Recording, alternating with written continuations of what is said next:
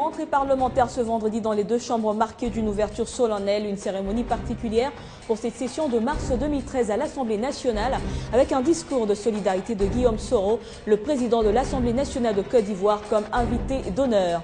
Dans ce journal, nous allons également parler de la clôture ce vendredi des travaux sur l'évaluation à mi-parcours du plan stratégie indicatif régional de développement de la SADC, des assises qui avaient pour objectif de baliser le chemin pour l'adoption et l'adhésion de la RDC à la zone libre d'échange de la SADC.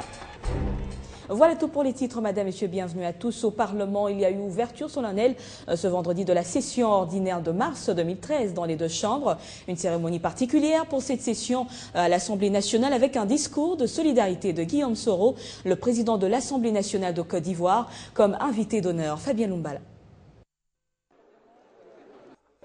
C'est une ambiance des retrouvailles entre les élus eux-mêmes, ensuite les responsables des institutions et les chefs de représentation diplomatique après 2 mois d'absence à Kinshasa pour plusieurs députés et sénateurs.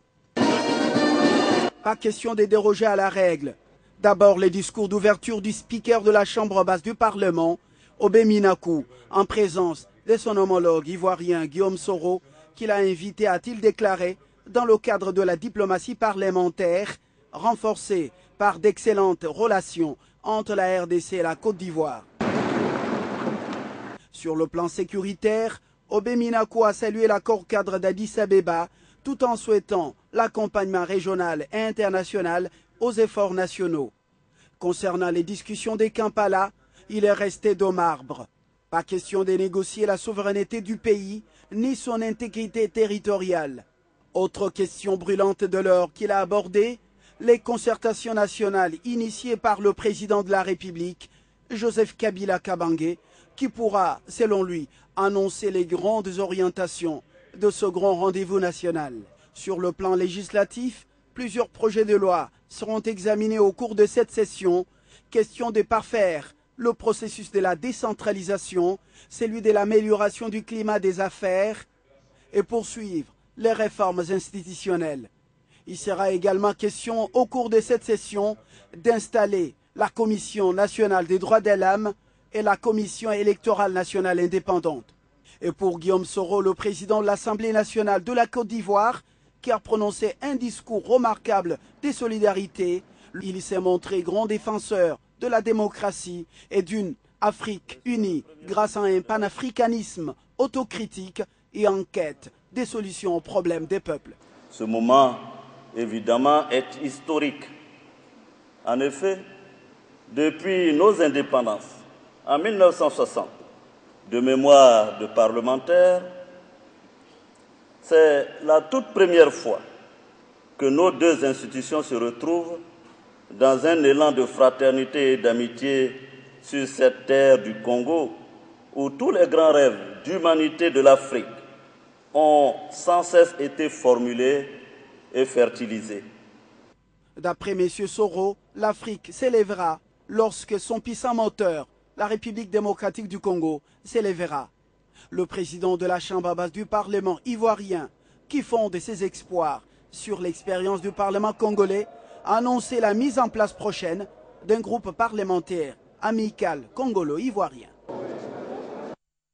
Au ministère des Affaires étrangères, on a plutôt assisté à la clôture des travaux sur l'évaluation à mi-parcours du plan stratégie indicatif régional de développement de la SADC. Ces assises de 4 jours avaient pour but de baliser le chemin pour l'adoption et l'adhésion de la RDC à la zone libre d'échange de la SADC. La RDC ne compte pas seulement accéder à la zone libre d'échange de la SADC, mais également attirer plus d'investisseurs. Et donc le gouvernement, à travers le ministère des Finances, a organisé ce vendredi à Kinshasa une séance de travail entre la délégation de la Banque de la ZEP et les différentes institutions publiques et privées congolaises.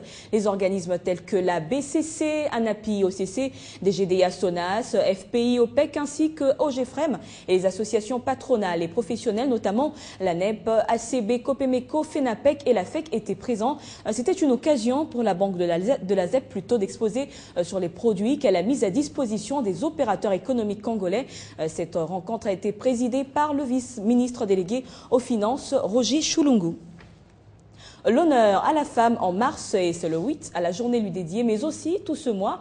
Et au sein de la Direction générale des douanes et accises, on attend de cette femme qui représente 30% du personnel un rôle important à jouer dans la maximisation des recettes de l'État. C'est ainsi que pour la sensibiliser à être une bonne manager au lieu de rester simplement femme, les femmes points focaux de l'entreprise ont été conviées à une conférence de mise à niveau dans laquelle il fallait l'expliquer comment réussir à atteindre justement les objectifs assignés par l'entreprise.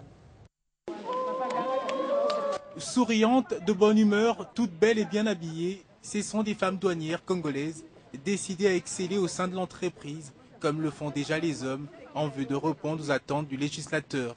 Réunies ici depuis la ville de Kinshasa, il était question de leur rappeler qu'elles ont un rôle important à jouer dans la maximisation des recettes. Pour la femme douanière, le rôle que l'on attend d'elle est celui de contribuer efficacement à la mobilisation des recettes.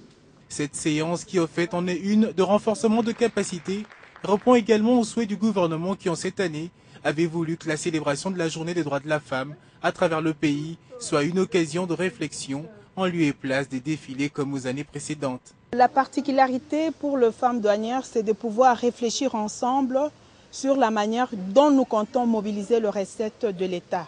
Car c'est ça notre première mission au sein de cette entreprise. Au sein de la Direction générale de douane et accises, la femme s'affirme aux côtés des hommes et elle estime être considérée et militer dans la lutte contre la fraude, l'un des chevals de bataille de l'équipe dirigeante actuelle. Au sein de la DGDA, la femme, elle est considérée, quand même les 30% sont représentatifs.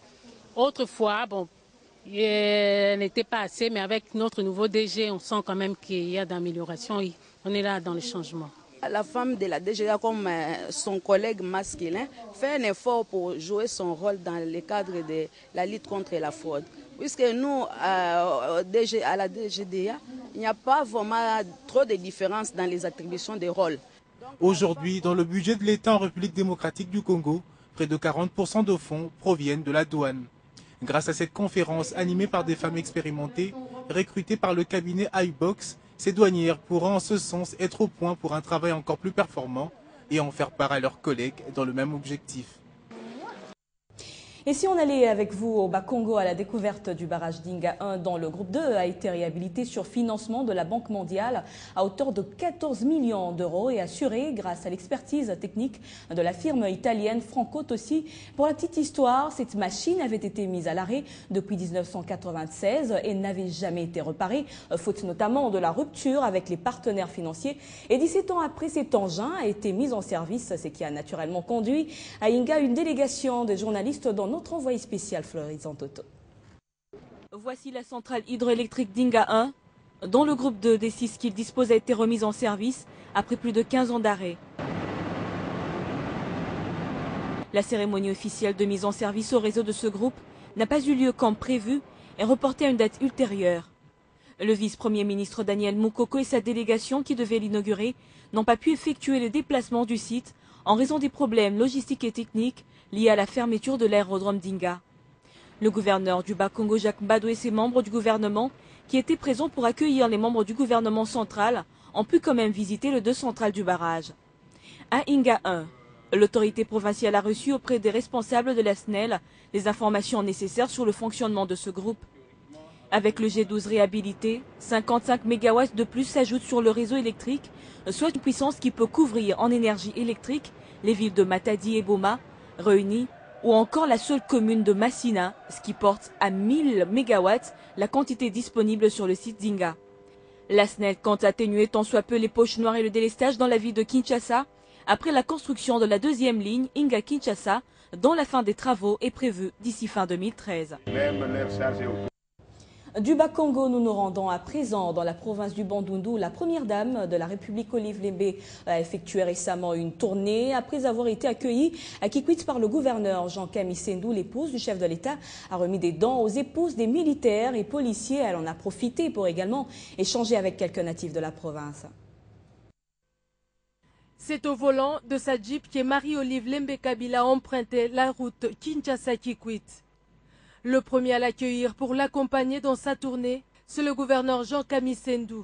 Le long du chemin, la première dame a marqué 2 arrêts importants avant d'atteindre Kikwit. À Kenge, où elle a été saluée chaleureusement par la population avant de communier avec elle à travers une courte marche, et à Massimanimba, où Marie-Olive Lembe Kabila est arrivée sous une pluie battante. Et c'est à la tombée de la nuit que la première dame de la République est arrivée à Kikwit. Dans la ville, les Kikwitoises et Kikwitois attendaient des pieds fermes la venue de Marie-Olive Lembe Kabila.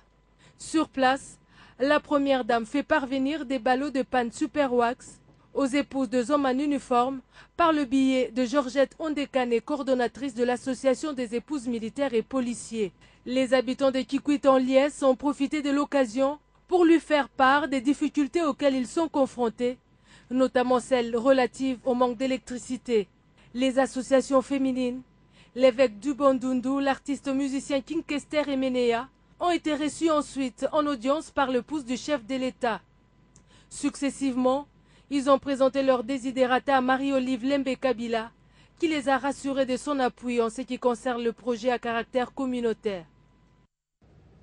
On revient à Kinshasa pour parler de cette réunion préparatoire du Bureau des ministres de la Culture de l'Union africaine qui s'est tenue ce vendredi sous la présidence de Banza Moukalai, ministre congolais de la Culture et des Arts. Une réunion en prévision de la célébration du 50e anniversaire de l'Union africaine qui se tiendra le 25 mai prochain à Addis Abeba sous le thème du panafricanisme et renaissance africaine. Tous les 7 points inscrits à l'ordre du jour de cette première réunion du Bureau de la 4e session de la conférence de ministres de la culture de l'Union africaine ont été abordés. De l'application des décisions de la 4e session de Kinshasa 2012 en passant par la planification des activités du 50e anniversaire de l'Union africaine ainsi que la préparation de la prochaine session en Côte d'Ivoire, tout a scrupuleusement été passé au peigne fin. C'est la première réunion du bureau de la 4e conférence de ministres de la culture. Nous préparons l'anniversaire de l'OIA. Nous préparons l'autre conférence qui va pouvoir avoir lieu en 2014 en Côte d'Ivoire. Les décisions ou les recommandations sont en train d'être appliquées. Le commissaire de l'Union africaine en charge des affaires sociales et culturelles a pour sa part souligné le rôle de la culture dans le développement d'une nation et demande ainsi à tous les Africains de s'approprier ces 50 ans de l'Union africaine. Well, first of all, I have to emphasize, et qu'actuellement ils sont en train de travailler sur les décisions qui ont été prises durant cette 4e conférence. Et ensuite, les travaux sont en cours. Et ensuite, il invite tout le monde à travailler et à participer au 50e de l'Union africaine, qui aura pour thème le panafricanisme et la renaissance culturelle africaine, qui aura lieu le 25 mai à Addis Abeba.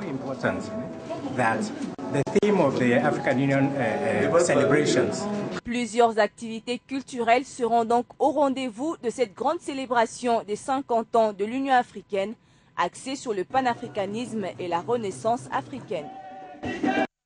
En sport, compétitions africaines interclubs, vous le savez, le tout-puissant Mazembe de la RDC séjourne depuis mercredi à Gaborone, la capitale botswanaise, où il sera reçu ce samedi 16 mars par la formation de Mochudi Chief. La rencontre s'inscrit dans le cadre de la phase allée de 16e de finale de la Ligue des champions de la CAF, 17e édition, pour laquelle les Corbeaux sont appelés à bien négocier avant de recevoir la même équipe dans 2 semaines. À Lubumbashi, c'est en tout cas la détermination des hommes de Lamine Diaye, relayée par son représentant à Kinshasa. Suivez. Alors, le contrat, superbe but. Exempté du tour préliminaire de la Ligue des champions de la CAF, les tout-puissants Mazembe de la République démocratique du Congo sait qu'il a un statut à défendre en se déplaçant à Gaborone pour y être reçu par la formation locale des Mochudi Chiefs. Mochudi Chiefs, un adversaire que le Corbeau de Lubumbashi n'ont pas les raisons certifiables pour minimiser. Je crois que nous ferons l'essentiel pour que nous puissions accéder au niveau des 8e. Nous ne minimisons aucune équipe, nous la prenons au sérieux, quand bien même elle n'est pas très habituée de ces genres de compétitions, mais nous allons prendre ce match au sérieux afin que nous puissions déjà dès le match aller assurer pratiquement notre qualification. Comme à l'accoutumée, Mazembe compte donner un signal fort dès cette entrée à la matière. C'est ainsi que l'équipe s'était retirée à Ndola, en Zambie, afin de colmater les brèches, l'objectif étant d'aller le plus loin possible dans cette campagne africaine. Que Mazembe est équilibré dans pratiquement toute l'ossature de la défense jusqu'au niveau de l'attaque. Nous sommes en ordre. Je crois que nous irons assez loin dans cette compétition. Patriotisme oblige.